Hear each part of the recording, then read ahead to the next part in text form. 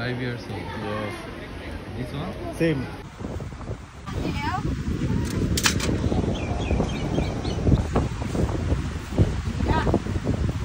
Hello everyone, আসসালামু আলাইকুম। সবাই কেমন আছেন? অনেক দিন পর আমরা একটা ব্লগ নিয়ে আসলাম। এটা যাচ্ছে ট্রাভেল ব্লগ, এবং আমরা আজকে দেশের বাইরে জায়গায় ট্যুরে যাচ্ছি। কোথায় যাচ্ছি আপনারা অবশ্যই জানবেন, অলরেডি জানেন সবাই। তো ফার্স্ট টাইম আমার আর সেরিসের প্লেন জার্নি, এবং আমাদের এক্সপিরিয়েন্সটা আমার তো ভালো ছিল, আমি অনেক এনজয় করেছি। সেরিসের প্রথমবার, ও ছোটো মানুষ, সেজন্য একটু ডিফারেন্ট।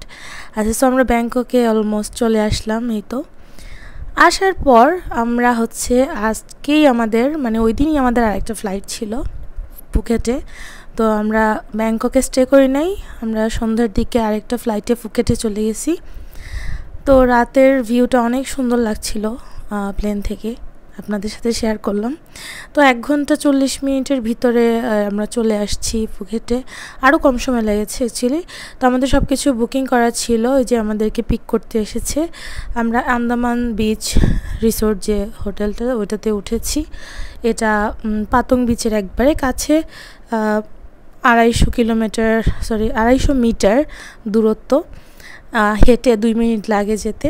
তো আমাদের রুমে চলে আসলাম।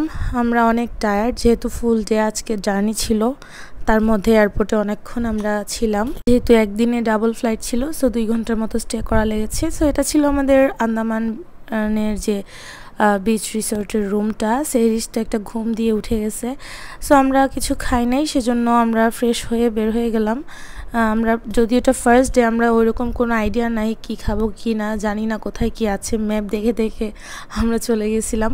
তো যেহেতু বিচ একদম কাছে ছিল, সেজন্য ভাবলাম একটু দেখে আসি। এত বেশি বাতাস ছিল, সেরিস তো বাতাস দেখে ওর রিয়েকশনে বুঝতে পারছি না ও এত বেশি এনজয় করেছে। ও যেখানেই বাতাস পাইতো তো সেখানেই ঘুমিয়ে যেত, এরকম অবস্থা হয়েছিল। সো রাতে আর ওইরকম দেখার কিছু নাই, সেজন্য আমরা একটু হেঁটেই চলে গেলাম খেতে। 10 মিনিট হাঁটার পর একটা রেস্টুরেন্ট পেলাম, হালাল রেস্টুরেন্ট। ওইখানে আমরা ফ্রাইড রাইস, এটা সি ফুড ফ্রাইড রাইস ছিল, আর এর আগে যেটা ছিল এটা চিকেন ভর্তা, ওগুলো খেলাম। টেস্ট আমার কাছে মোটামুটি ভালোই লেগেছে, নট ব্যাড। বাসায় আসার সময় আমরা ফ্রুটস এরকম নিয়ে আসছিলাম, মিক্সড ফ্রুটস, আমরা সবাই খেলাম। পরের দিন সকালে এই যে দেখতে পাচ্ছেন, এত উঁচা থেকে নামতেছি কারণ আমাদের হোটেলের রুমটা ছিল অনেক উপরে, আর এইসব গাড়ি দিয়ে নামতে অনেক ভয় লাগে, বাট এগুলো অনেক ইজি। তারপর আমরা কমপ্লিমেন্টারি ব্রেকফাস্ট ছিল, তো ওটা খাওয়ার জন্য চলে আসছি। তো টাইমিং থাকে, ওই টাইমের ভিতরে আসা লাগে। তো আমরাও আসলাম। আমাদের ঘুম হয়েছে, অনেক গভীর একটা ঘুম হয়েছে, কারণ এত জার্নি করার পর আমরা এক ঘুমে রাত পোয়াইছে। সো এটা ছিল সালাদের বার, সালাদের যে অংশটা আর কি, যেখানে সালাদ টালাদ মিক্স করে খেতে পারবেন। আর এই ছিল আমাদের যে ব্রেকফাস্ট। তো হালকা পাতলা ব্রেকফাস্ট পরে আমরা আবার রেডি হয়ে একটু রেস্ট নিয়েছি। তারপর রেডি হয়ে আমরা পাতং বিচের উদ্দেশ্যে রওনা দিচ্ছি, কারণ আজকের দিনটা আমরা শুধু এখানে থাকবো। 2 দিন, কালকে এসেছি আর আজকের দিনটা, আর আগামীকালকে আবার চলে যাব। তো এখানে আসার পর এত সুন্দর বাতাস, আমার মেয়েটা তো আবার এনজয় করছে। আর চশমা ছাড়া, আমরা সানগ্লাস ছাড়া অ্যাকচুয়ালি দেখতে পাচ্ছিলাম না, তো সেরিসও সানগ্লাস ইউজ করলো। আমরা তারপর হেঁটে হেঁটে দেখছি, যেটা বলছিলাম, আমরা ট্রাভেল যে ব্লগগুলো আসবে নেক্সট, পুরাটাই 8 দিনের যে আমাদের সফর ছিল ব্যাংকক বলতে থাইল্যান্ডের বিভিন্ন জায়গায়, আইল্যান্ডে সবগুলা জায়গার আমরা একটা একটা করে ব্লগ ইনশাল্লাহ আপলোড করব। আপনারা অবশ্যই কিন্তু দেখে নেবেন, প্রত্যেকটাতে আমরা সব কিছু শেয়ার করার ট্রাই করব, ইনফরমেশন দেওয়ার ট্রাই করব। আর এই তো আবার চলে আসলাম আগের জায়গাতে। এখন সেরিস বালু দিয়ে খেলাধুলা করছে, ওর আব্বুও খেলছে। তো এই ফ্যামিলি মোমেন্টটা অনেক অনেক মেমোরেবল।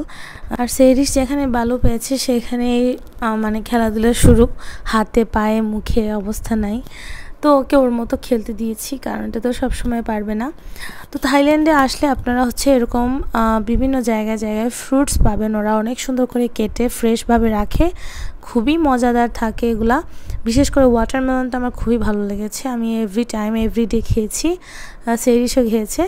তারপর এরকম ভ্যানে আপনারা অনেক ধরনের স্ট্রিট ফুড পাবেন, আপনারা বিচে আসলে খিদে লাগলে খেতে পারবেন, বাট অবশ্যই একটু খেয়াল করে খাবেন। এখানে পর্কের মাংস থাকে। সো যেখানে থাকে ওখান থেকে খাবেন না, হালাল যেখানে সেখান থেকে খাওয়ার অবশ্যই চেষ্টা করবেন। আমরা এগুলো খুব বেশি একটা খাই নাই, বাট এখানে খাবার দাবার অত একটা স্ট্রিট ফুডগুলো এক্সপেন্সিভ না। তো যাই হোক, এরপরে আমরা আবার হোটেলে চলে আসলাম সুইমিং পুলে একটু রিল্যাক্স করতে। এখানে সেরিশ ঘুমিয়ে পড়েছিল, বাট বেশিক্ষণ না, ও উঠে ওর আব্বুর সাথে সুইমিংয়ে যোগ দিল, অনেক এনজয় করেছে মাশাল্লাহ। এরপর হচ্ছে সুইমিং শেষে আমরা চলে যাচ্ছি আরেকটা জায়গার উদ্দেশ্যে, সেটা হচ্ছে টাইগার কিংডম। এটা অনেক অনেক রিনোন একটা জায়গা এখানকার ফুকেটের। আপনারা এখানে আসলে টাইগার কিংডম অবশ্যই ভিজিট করবেন। একটু এক্সপেন্সিভ, বাট আপনার এটা ওয়ার্থ ইট হবে।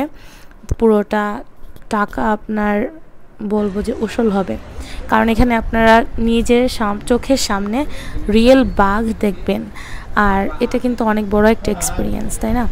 সো ওর আব্বু হচ্ছে বড় বাঘের সামনে গিয়েছিল ওই খাঁচাতে, আর আমি আর সেরিস হচ্ছে ছোট যেটা 3 মাসের এটা বাঘ, এখানে গিয়েছি। সো এটা কিন্তু ধরার নিয়মাবলী থাকে। আপনাদের বাচ্চা যদি অতিরিক্ত চঞ্চল হয়, চিল্লাচিল্লি করে এরকম একটু হয় বাঘটাক দেখলে, প্লিজ যাওয়ার দরকার নেই। এখানে কিছু নিয়ম থাকে যাওয়ার, একটু সাইলেন্স মেনটেন করা লাগে। এরপর হচ্ছে আমাদের খিদা লাগে আবার তুর্কিশ একটা কাবাবের রেস্টুরেন্ট পাই, ওখানে এসে আমরা শর্মা এবং ফ্রেঞ্চ ফ্রাইজ এগুলো খেলাম। আর হচ্ছে এখানে ফুকেটের বিচের পাশে বেশি দূরে না, 15-20 মিনিট দূরে একটা হচ্ছে শপিং এবং রেস্টুরেন্টের প্লেস আছে। সো আমরা একটু শপিং করেছি, হালকা, খুবই হালকা। আর হেঁটে হেঁটে রাত্রের ভিউটা দেখছিলাম। রাত্রে অনেক বেশি জমজমাট থাকে থাইল্যান্ডে, এগুলা তো আপনারা বুঝতেই পাচ্ছেন। আর এই যে রং বেরঙের রেস্টুরেন্ট দেখতে অনেক সুন্দর লাগে। তো রাতে বেশি খিদা লাগলে আপনারা এরকম স্ট্রিট ফুড খাবেন। এটা হচ্ছে ক্রেপের মতো, বানানা নোতেলা রুটি, এগুলো অনেক কম প্রাইসে, মাত্র 60 বাত আপনারা খেতে পারবেন, 50 to 60 বাতে।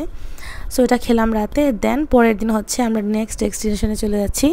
কোথায় যাচ্ছি বলবো নেক্সট ব্লগে। আল্লাহ হাফিজ।